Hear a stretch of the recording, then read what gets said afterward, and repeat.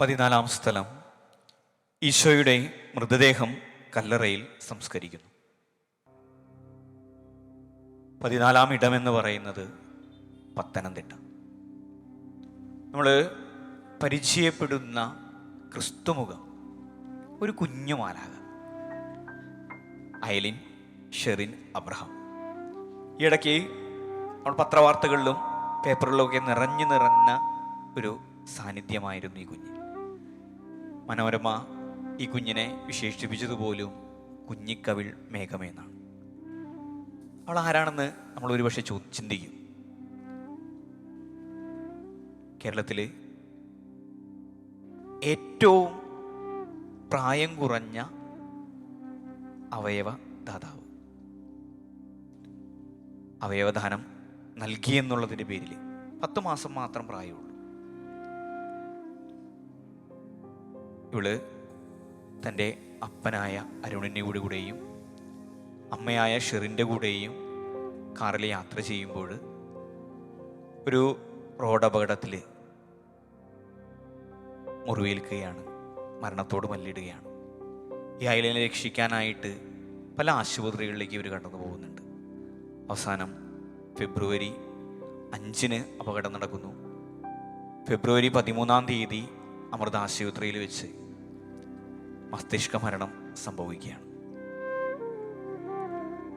നമ്മുടെ മാതാപിതാക്കൾക്ക് ഏറ്റവും പ്രിയപ്പെട്ട മാലാഖ കുഞ്ഞ്, 10 വയസ്സ് മാത്രമേ പ്രായമുള്ളൂ.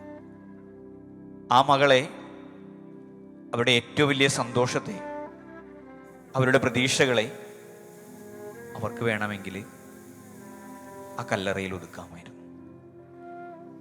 പക്ഷേ അവർ മാറി ചിന്തിക്കുകയാണ്. അവർ ഈ കുഞ്ഞിനെ, ആ കുഞ്ഞിൻ്റെ അവയവങ്ങൾ ദാനം ചെയ്യാനായിട്ട് സമ്മതം മൂടുന്നു. ഇവരുടെ സമ്മതത്തിന് മുമ്പിൽ കേരളം മുഴുവനും ശിരസ് നമിക്കുന്നുണ്ട്. ഈ കുഞ്ഞിനെ യാത്രയാക്കുന്നത് പോലും വലിയ ബഹുമതികളോടുകൂടിയാണ്. ജീവിതത്തിലെ നമുക്കുണ്ടാകുന്ന സഹനങ്ങൾ, നമ്മുടെ ജീവിതത്തിലെ സന്തോഷങ്ങൾ നഷ്ടപ്പെടുമ്പോൾ, നമ്മുടെ പ്രതീക്ഷകൾ നഷ്ടപ്പെടുമ്പോൾ നമ്മളെല്ലാവരും തന്നെ കല്ലറയിലാണ്. പ്രത്യാശ എന്നതൊന്നുമില്ല, ഇനി ഒരു ഉയർത്തെഴുന്നേൽപ്പില്ല എന്നുള്ള രീതിയിൽ നമ്മൾ ജീവിക്കുന്നുണ്ടെങ്കിൽ നമ്മളെല്ലാവരും കല്ലറകളാണ്. ഈ 14 സ്ഥലം നമുക്ക് നൽകുന്നൊരു കാഴ്ചപ്പാടുണ്ട്. കല്ലറകളൊന്നും ഒരവസാനമല്ല, അത് വലിയൊരു പ്രതീക്ഷയും പ്രത്യാശയും നൽകുന്നുണ്ട്. അങ്ങനെ വിശ്വസിക്കുന്നവരാണ് ഈ അയലിൻ ഷെറിൻ അബ്രഹാത്തിൻ്റെ മാതാപിതാക്കൾ. എൻ്റെ കുഞ്ഞിന്ന് മരിച്ചു പോയിട്ടുണ്ടെങ്കിൽ അവളുടെ അവയവങ്ങൾ ദാനം ചെയ്യുന്നതിലൂടെ അവൾ അനേകരിലൂടെ ജീവിക്കും. 4 പേർക്കാണ് അവളുടെ അവയവങ്ങൾ പങ്കുവയ്ക്കുന്നത്. ആ കുഞ്ഞ് ഇന്നും അവരിലൂടെ അവൾ ജീവിക്കുന്നുണ്ട് എന്നുള്ളൊരു ബോധ്യം അവരുടെ മാതാപിതാക്കൾക്കുണ്ട്. ക്രിസ്തു കല്ലറയിലേക്ക് ഒതുങ്ങുമ്പോഴും ക്രിസ്തു പറയുന്നത് എന്താണ്? 3-ാം ദിവസം ഞാൻ ഉയർക്കും, മരിക്കുന്നില്ല. ഇത് നമുക്ക് നൽകുന്ന വലിയൊരു പ്രതീക്ഷയാണ്, പ്രത്യാശയാണ്. നമ്മളും ഇങ്ങനെയുള്ള കല്ലറകളിലേക്ക് പലപ്പോഴും ഒതുങ്ങിപ്പോകാറുണ്ട്. പ്രത്യാശ നഷ്ടപ്പെട്ട്, പ്രതീക്ഷകളില്ലാതെ, ദുഃഖവെള്ളിയിലേക്ക് മാത്രം ഒതുങ്ങി, ഒരു ഉയർപ്പ് ഞായറും കാണാതെ എൻ്റെ പ്രതീക്ഷകൾ തകർന്നു, പ്രതീക്ഷകളില്ല, ഇനി എൻ്റെ ജീവിതത്തിലേക്ക് ഇനിയൊരു കടന്നുവരവ് ഇല്ല എന്ന് പറയുമ്പോൾ കല്ലറകൾ നമുക്ക് നല്ലൊരു സന്ദേശം നൽകുന്നുണ്ട്. ഞാനും നീയും ഇനിയും ജീവിക്കും അനേകരിലൂടെ. അത് നമ്മുടെ നന്മ പ്രവൃത്തികളായിരിക്കണം. ക്രിസ്തു കല്ലറയിൽ ഒതുങ്ങിപ്പോകുന്നത് ഒരിക്കലും ഒരു മരണത്തിലേക്കല്ല, മറിച്ച് ജീവിതത്തിലേക്കാണ്. ഇന്നും ക്രിസ്തു നമ്മുടെയൊക്കെ ജീവിതത്തിൽ ജീവിക്കുന്നുണ്ട്. എന്തുകൊണ്ടാണ്? ഒരു നല്ല മനുഷ്യനായിരുന്നു. അതിലുപരി തിന്മകൾ ചെയ്യാതെ നന്മകൾ മാത്രം സ്വന്തമാക്കിക്കൊണ്ട് ജീവിച്ചൊരു മനുഷ്യൻ. അവൻ മരണമടഞ്ഞെങ്കിലും ഇന്നും നമ്മുടെ ഇടയിൽ ജീവിക്കുകയാണ്. ആ ജീവിക്കാനുള്ള പ്രേരണ നമുക്ക് നൽകുന്നത് അവൻ്റെ ഉദ്ധാനം തന്നെയാണ്. ആ ഉദ്ധാനത്തെ ലക്ഷ്യം വയ്ക്കാനുള്ള കൃപയാണ് നമ്മൾ ഓരോരുത്തരും നേടേണ്ടത്. ആ ഉയർപ്പം നമുക്ക് നൽകുന്നത് ഞാനും നീയും കല്ലറകളിൽ ഒതുങ്ങേണ്ടവരല്ല. എൻ്റെ നന്മകളിലൂടെ ഞാനും അനേകരിലൂടെ കടന്നു പോകണം, അനേകര് എന്നിലെ ക്രിസ്തുമുഖം കാണണമെന്നുള്ള ബോധ്യത്തോടുകൂടി ജീവിക്കണം. അതിനുള്ള കൃപ ദൈവം നമുക്ക് നൽകട്ടെ എന്ന് നമുക്ക് ആത്മാർത്ഥമായിട്ട് പ്രാർത്ഥിക്കാം.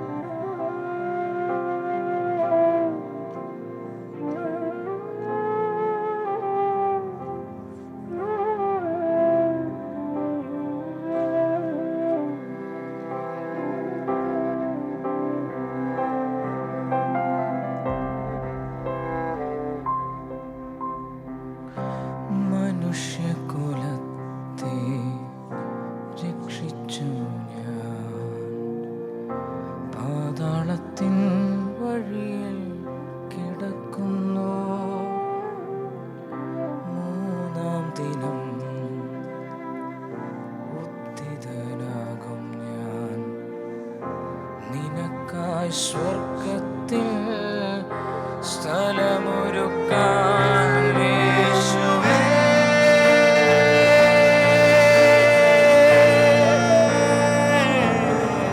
രക്ഷകാ എൻ സോദരരിൽ നിൻമുഖം കാണുവാൻ കൃപയേകണേ യേശുവേ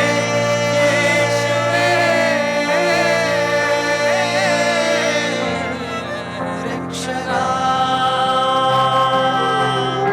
എൻ സോദരരിൽ നിൻമുഖം കാണുവാൻ കൃപയേകണേ യേശുവേ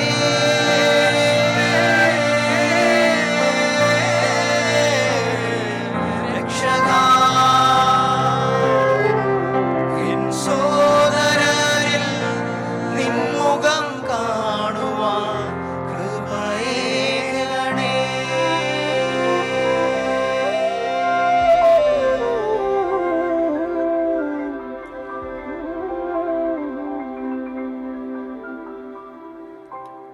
കർത്താവെ അനുഗ്രഹിക്കണമേ.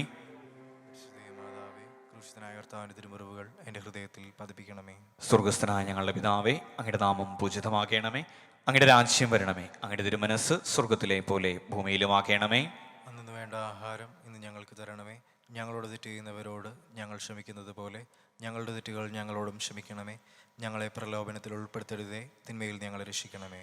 നന്മ നിറഞ്ഞ മറിയമേ, സുസ്തി, കർത്താവ് അങ്ങയോടുകൂടെ സ്ത്രീകളിൽ അങ്ങ് അനുഗ്രഹിക്കപ്പെട്ടവളാകുന്നു. അങ്ങയുടെ ഉദ്ധരത്തിൽ ഫലമായി ഈശോ അനുഗ്രഹിക്കപ്പെട്ടവനാകുന്നു. പരിശുദ്ധ മറിയമേ, തമ്പുരാൻ്റെ അമ്മേ, പാപികളായ ഞങ്ങൾക്ക് വേണ്ടി ഇപ്പോഴും ഞങ്ങളുടെ മരണസമയത്തും തമ്പുരാനോട് ഉപേക്ഷിക്കണമേ. ആമേൻ. കുരിശിൻ്റെ വഴി ഇവിടെ സമാപിക്കുകയാണ്. നമ്മളെല്ലാവരും തന്നെ വീട്ടിലേക്ക് മടങ്ങും. ഈ കുരിശിൻ്റെ വഴി ഇവിടെ അവസാനിക്കുമ്പോൾ നമ്മുടെ ജീവിതം തന്നെ കുരിശിൻ്റെ വഴിയാണ്, അല്ലേ? കുരിശുകൾ എടുക്കാത്ത ആരുമില്ല. ക്രിസ്തു പോലും പറയുന്നതാണ്, നീ എന്നെ അനുഗമിക്കാനായിട്ട് ആഗ്രഹിക്കുന്നെങ്കിൽ നിന്റെ കുരിശും എടുത്തുകൊണ്ട് എൻ്റെ പിന്നാലെ വരട്ടെ. ഈ കുരിശെന്ന് പറയുന്നത് എന്താണ്? അതൊരു രക്ഷയാണ്. രക്ഷയുടെ ഉപാധികൾ എന്തൊക്കെയാണോ അതെല്ലാം ഹൃദയത്തോട് ചേർത്ത് വയ്ക്കുക. അപ്പോൾ കുരിശിൻ്റെ വഴികൾ അവസാനിക്കുന്നില്ല. ജീവിതത്തിൽ ഉടനീളം കുരിശിൻ്റെ വഴികളിലൂടെ കടന്നു പോകണം. ഈ ജീവിതം തന്നെ കുരിശിൻ്റെ വഴിയാകുമ്പോൾ, ഞാൻ ഇന്ന് കുരിശിൻ്റെ വഴി ചൊല്ലിയപ്പോൾ 14 മുഖങ്ങളെ പരിചയപ്പെട്ടു. നമ്മളും ജീവിതയാത്രയാകുന്ന കുരിശിൻ്റെ വഴിയിൽ ഈ 14 പേരെ അല്ല കാണാൻ പോകുന്നത്. ഇനി ഒത്തിരി പേരെ കാണും. ഈ 14 എന്നുള്ളത് 10,000-ങ്ങളായിട്ട് മാറും. ഒന്ന് സൂക്ഷിച്ച് വീക്ഷിച്ചാൽ നമുക്ക് എല്ലാവരിൽ തന്നെ ക്രിസ്തുമുഖമായിട്ട് കാണാനായിട്ട് സാധിക്കും. ഒത്തിരി പേര് സഹായിക്കുന്നവരുണ്ടാകും, ഒത്തിരി പേര് ആശ്വസിപ്പിക്കാനുണ്ടാകും, ഒത്തിരി പേര് നിങ്ങളുടെ വേദനകൾ താങ്ങുന്നവരുണ്ടാകും. അങ്ങനെ ഒത്തിരി മുഖങ്ങൾ നമ്മുടെ ജീവിതത്തിലൂടെ കടന്നു പോകുന്നുണ്ട്. പല ദേശങ്ങളിൽ നിന്ന്, പല പ്രദേശങ്ങളിൽ നിന്ന് എനിക്ക് ഈ 14 പേരെ തിരഞ്ഞെടുക്കാനായിട്ട് സാധിച്ചെങ്കിൽ നമ്മുടെ ചുറ്റുമുള്ളവരിൽ എത്ര പേരെ നമുക്ക് വിൽക്കാനായിട്ട് സാധിക്കും? യാത്രകൾ അവസാനിക്കുന്നില്ല. ഈ കഴിഞ്ഞ ദിവസമാണ് KCYM-ൻ്റെ കൂടെ മലയാറ്റൂർ പോകുന്നത്. മലയാറ്റൂർ പോയപ്പോൾ 1-ാം സ്ഥലം വരെ അത്യാവശ്യം കയറാനുള്ള ദൂരമുണ്ട്. ആയാസപ്പെട്ട് കയറണം. അപ്പോൾ ഞങ്ങളുടെ കൂടെ ഉണ്ടായിരുന്ന സുഹൃത്ത് ടീച്ചോ ഡീഹൈഡ്രേഷൻ മൂലം ഒന്ന് തലകറങ്ങി വീഴുകയാണ്. പെട്ടെന്ന് എല്ലാവരും പേടിച്ച്, എന്തു പറ്റി? എല്ലാവരും ഭയങ്കര ആകുലതയായി. അപ്പോൾ കൂടെ നിന്ന KCYM-ൽ എല്ലാവരും കൂടി വന്ന് ഇവനെ സ്ട്രക്ചറിൽ എടുക്കുകയാണ്. കൂടെ ഞാനും ഉണ്ടായിരുന്നു. അങ്ങനെ ഞങ്ങൾ 6 പേരും ചേർന്ന് സ്ട്രക്ചറിൽ ഇവനെയും താങ്ങി അടിവാരത്തിലേക്ക് എത്തണം. എങ്കിലാണ് ആംബുലൻസ് കിട്ടുള്ളൂ. 1-ാമത്തെ സ്ഥലത്തിൻ്റെ ഏറ്റവും താഴെ എത്തണം. അങ്ങനെ ഞങ്ങൾ ഈ 6 പേരും ചേർന്ന് ഇവനെ താഴെ ഇറക്കുകയാണ്. അന്ന് ഞാൻ ചുമ്മാ ആ കല്ലിലിരിക്കുമ്പോൾ ധ്യാനിക്കുകയാണ്, ഇതും ഒരു കുരിശിൻ്റെ വഴിയായിരുന്നില്ലേ? അവനൊന്ന് വീണപ്പോൾ അവനെ താങ്ങാനായിട്ട് 6 പേര് ക്രിസ്തുമുഖമായിട്ട് കടന്നു വരികയാണ്. അതിന് സമാനമായ ഒരു കാഴ്ച തന്നെയാണ് ഇന്നലെ നല്ല മഴയായിരുന്നു. ഇടിവെട്ടി മഴ പെയ്തു. ഞാനിങ്ങനെ പ്രതീക്ഷിക്കായിരുന്നു, കർത്താവ് പരീക്ഷിക്കുകയാണ്. എനിക്കൊരു പേടിയായി, ഈ പരിപാടി നടക്കും. പലരും എന്നോട് വിളിച്ചു ചോദിക്കുന്നുണ്ട്, അച്ഛൻ നല്ല മഴയല്ലേ, നാളെ നടക്കും.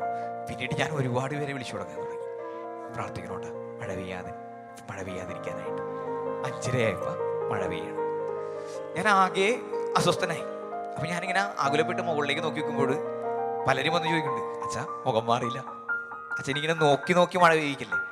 അപ്പോൾ ഞാൻ പറയുന്നത് ഇല്ല, ഞാൻ ആ ഒരു വെട്ടത്തിലേക്ക് മാത്രമേ നോക്കുന്നുള്ളൂ. ആ വെട്ടം ഒന്ന് പരന്നു കഴിഞ്ഞാൽ എനിക്കൊരു ആശ്വാസം കിട്ടും. അപ്പോൾ ആ സമയത്ത് പോലും കുറേ പേരിങ്ങനെ വന്ന് ആശ്വസിപ്പിക്കുന്നുണ്ട്, അച്ഛാ പരിപാടി നടക്കും, മഴ പെയ്യില്ല, മഴ പെയ്യില്ല. ആ ഒരു ആശ്വാസം, ഇതൊക്കെ തന്നെയാണ് നമുക്ക് വേണ്ടത്. നമ്മൾ ഈ കുരിശിൻ്റെ വഴിയിലൂടെ കടന്നു പോകുമ്പോൾ നമ്മുടെ ജീവിതയാത്രയിൽ ഒത്തിരി പ്രയാസങ്ങളുണ്ടാകും. ഞാൻ എൻ്റെ കുരിശ് നോക്കുകയാണ്, ഇന്ന് മുഴുവനും എനിക്ക് ആ ഒരു ടെൻഷൻ മാത്രമേ ഉള്ളൂ, ഇത് നടക്കുമോ? കാരണം ഇത്രയും വികാരിച്ചൻ ഇത്രയും പൈസയൊക്കെ മുടക്കുന്നുണ്ട്, ഇങ്ങനെ ഒരു പരിപാടി നടത്താനായിട്ട്. ഞാൻ ചോദിച്ചപ്പോൾ തന്നെ എല്ലാ കാര്യങ്ങളും സെറ്റ് ചെയ്ത് തന്നു. അപ്പോൾ നടക്കാതെ പോയാൽ അത് വലിയൊരു സങ്കടമായിട്ട് മാറും. അപ്പോൾ ഞാനിങ്ങനെ നിൽക്കുമ്പോൾ ഒത്തിരി പേര് എൻ്റെ ചോദ്യത്തിലൂടെ കടന്നു പോയിട്ട്, അച്ഛൻ പേടിക്കണ്ട, മഴ പെയ്യില്ല. പലരും വിളിച്ചു പറയുന്നുണ്ട്, മഴ പെയ്ത് അതൊരു പക്ഷേ നമ്മളേക്കൊന്ന് തണുപ്പിക്കാനായിരിക്കും. എനിക്ക് അതൊക്കെ ഒരു ആശ്വാസമൊക്കെയായിട്ട് തോന്നിയത്. അപ്പോഴും കടന്നുപോയവരൊക്കെയും ശിമയോനായിട്ട് മാറി, വെറോനിക്കയായിട്ട് മാറി. അതുപോലെ തന്നെ ഒത്തിരി പേര് അങ്ങനെയൊക്കെ നമ്മുടെ ജീവിതത്തിലൂടെ കടന്നു പോകും.